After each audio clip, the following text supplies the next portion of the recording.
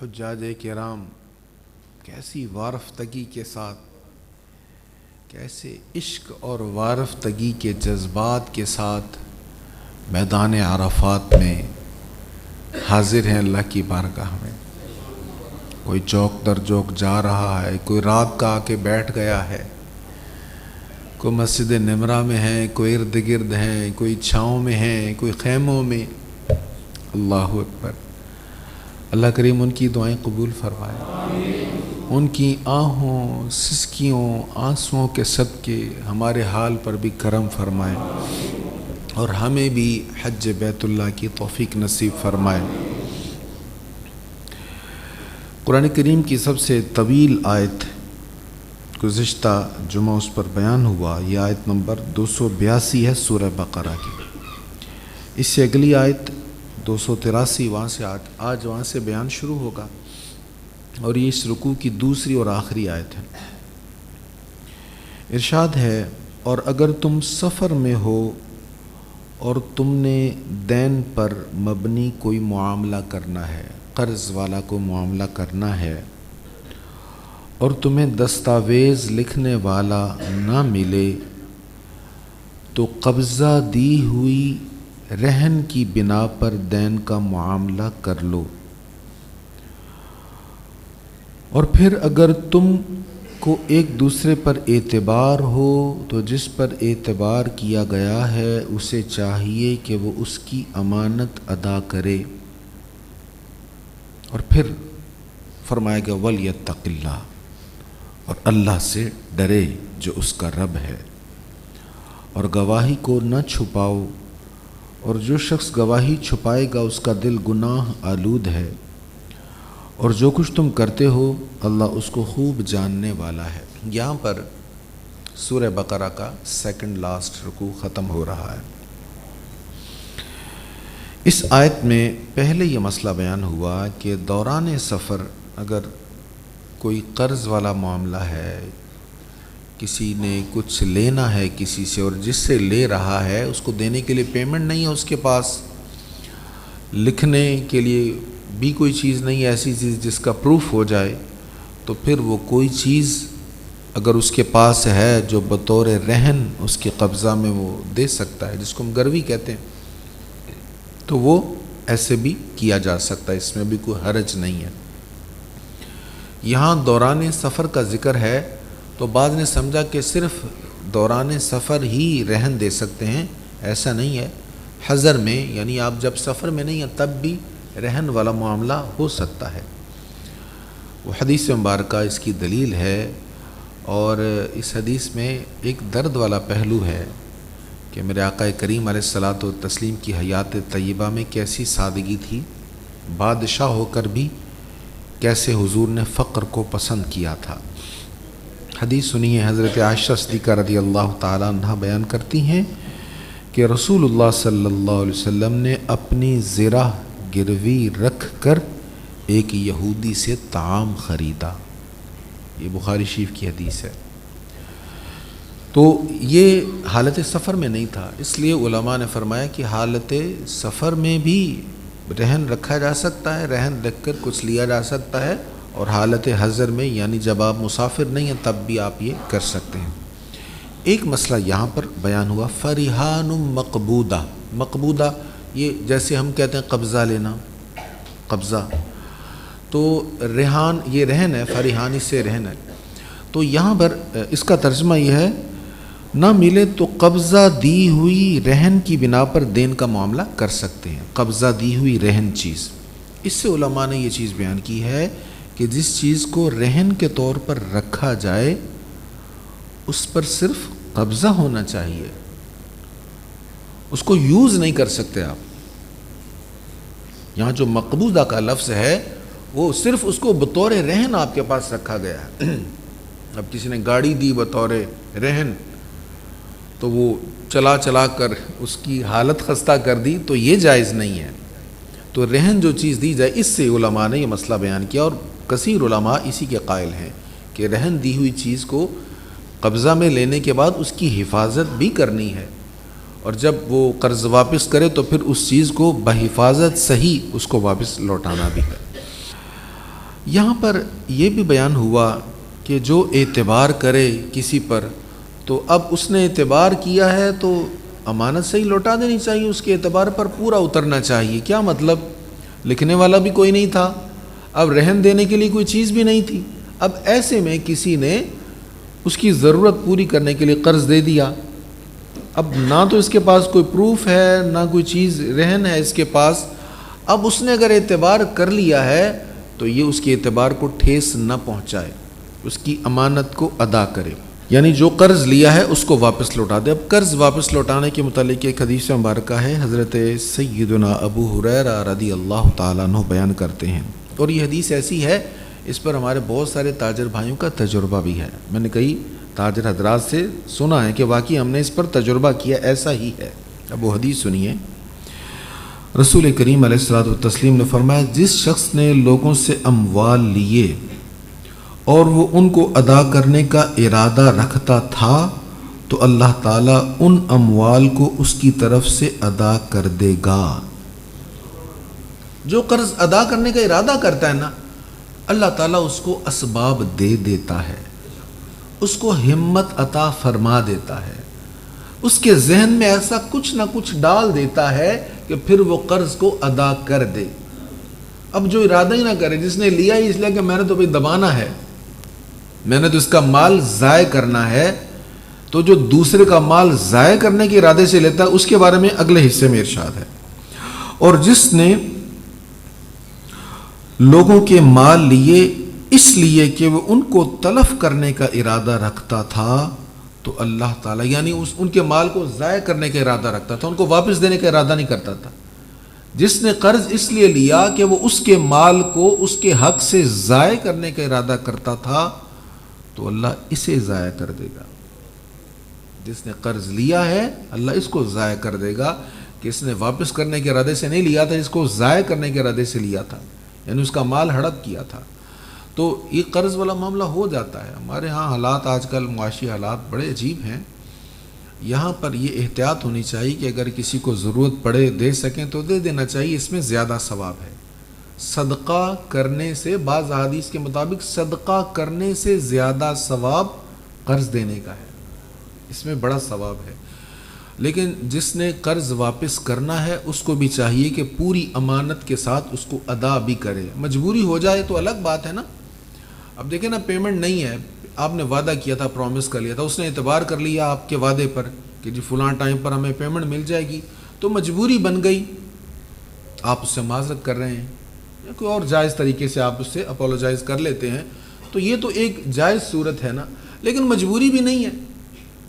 ایسا بھی دیکھنے سننے میں آتا کہ مجبوری نہیں ہے، پیمنٹ پڑی ہوئی ہے، بڑا وسیع بزنس ہے، پیمنٹ موجود ہے لیکن خام خواہ نہیں دے رہے، وہ بیچارہ کہہ رہا ہے جی عید آ گئی، سر پر دے دے جی، میری پیمنٹ دے دیں، یا میرے 100 مسائل ہیں، معاملات ہیں۔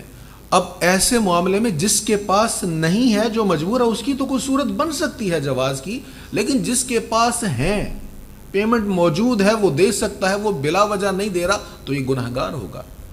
اب اس کے معاملے میں بڑی سخت وعید ہے، اس لیے رسول اللہ صلی اللہ تعالیٰ علیہ وآلہ وسلم کا یہ ارشاد بڑا اہم ہے کہ جو دینے کا ارادہ کرے اللہ اس کو اسباب عطا فرما دیتا ہے۔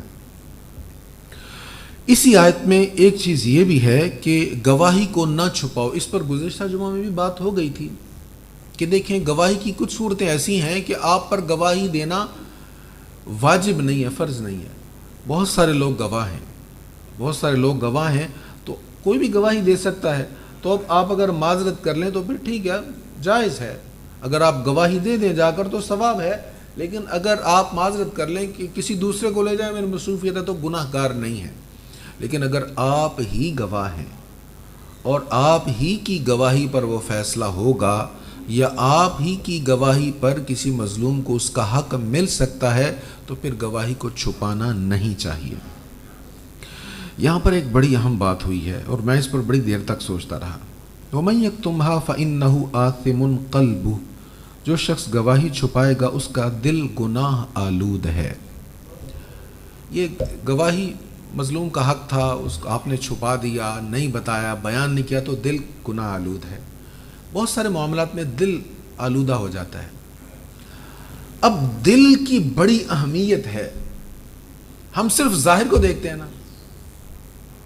وہ شاید حضرت سلطان باہو کا جملہ ہے, دل کالے تو منہ کالا چنگا جے کوئی اسنو جانے ہو. اگر اس بات کو سمجھیں تو ہماری توجہ ظاہر پر ہی رہتی ہے نا, کہ ظاہر میلا نہ ہو. وہ کہتے ہیں ظاہر میلا ہو جائے اچھا تو نہیں ہے, لیکن اس میں کوئی گناہ بھی نہیں ہے نا, لیکن دل میلا ہو جائے یہ بڑا کام خراب ہے, اس کو نہیں میلا ہونے دینا چاہیے.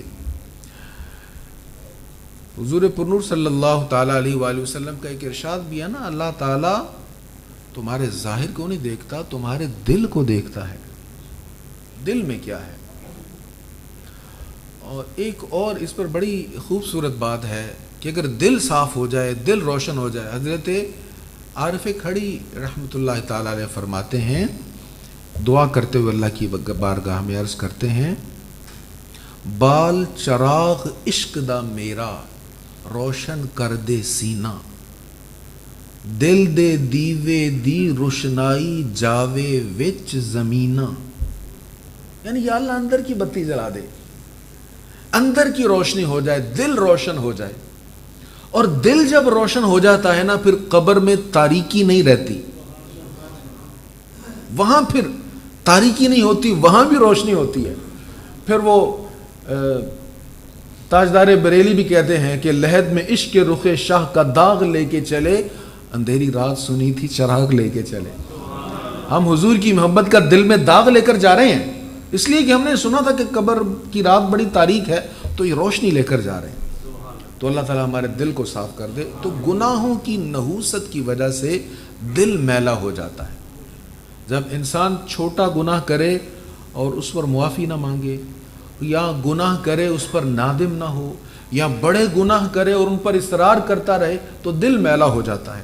اللہ تعالیٰ ہمیں اس نحوست سے بچائے. یہاں پر یہ رکوع ختم ہو گیا. واللہ بما تعملون علیم, اور جو کچھ تم کرتے ہو اللہ اس کو خوب جاننے والا ہے. آخری رکوع سورہ بقرہ کا, اور اس کی صرف پہلی آیت پر ہم بات کریں گے. للہ ما فی السماوات و ما فی الارض, اللہ ہی کی ملکیت میں ہے جو کچھ آسمانوں میں, جو کچھ زمینوں میں ہے.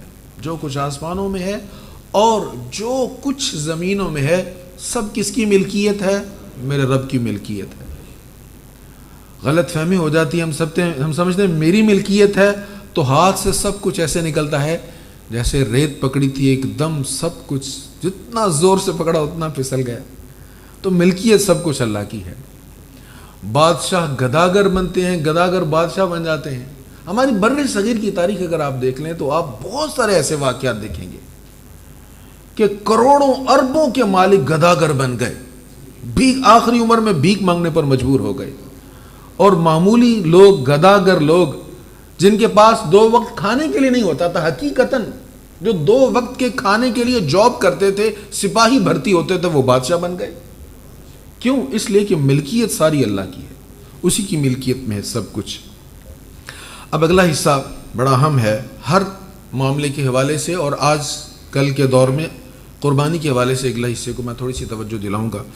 ارشاد فرمایا وَإِن تُبْدُوا مَا فِي أَنفُسِكُمْ أَوْ تُخْفُوهُ يُحَاسِبْكُم بِهِ اللَّهُ, اور جو کچھ تمہارے دلوں میں ہے تم اس کو ظاہر کرو یا تم اس کو چھپاؤ, اللہ تم سے اس کا حساب لے گا.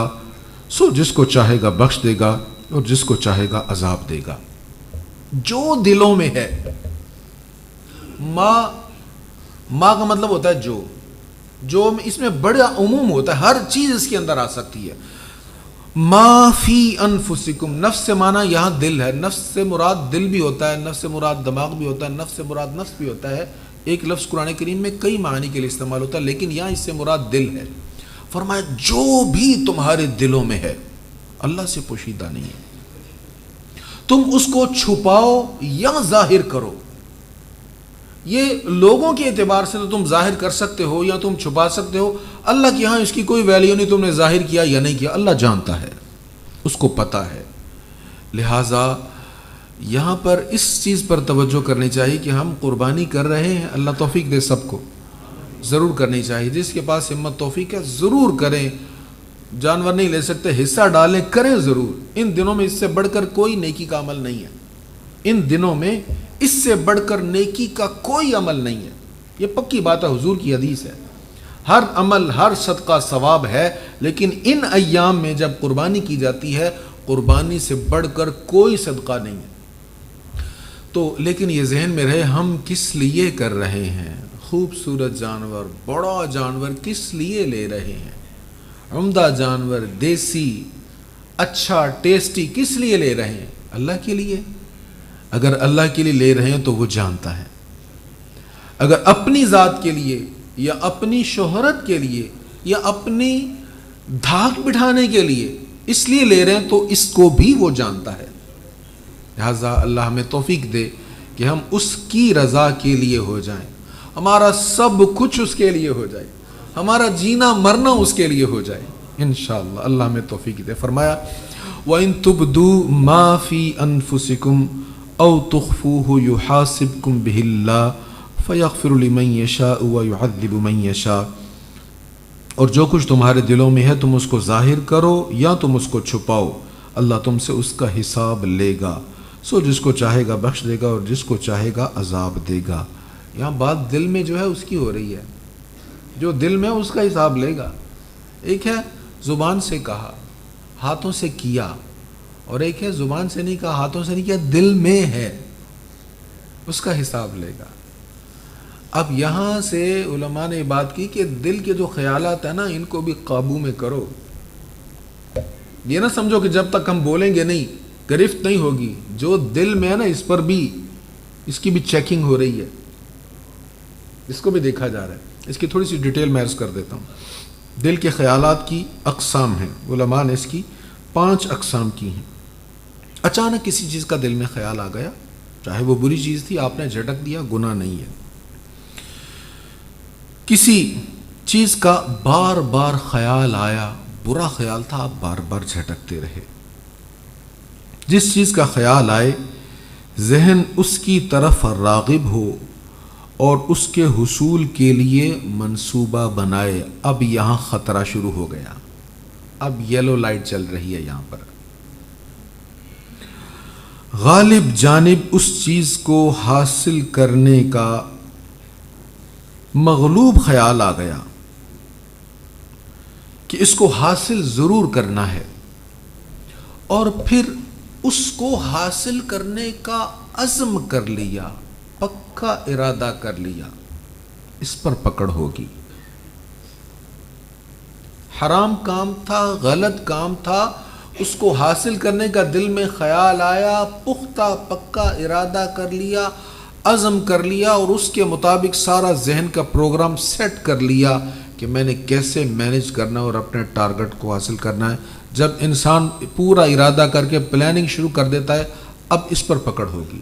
اس کو کہتے ہیں ہم بھی وہم بھی. سورہ یوسف میں اس کی ڈیٹیل آئے گی.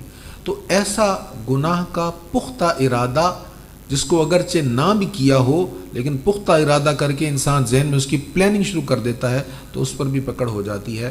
اللہ تعالی ہمارے خیالات کو پاک فرمائے، ہمارے باطن کو صاف فرمائے. وآخر دعوایا ان الحمد للہ رب العالمین.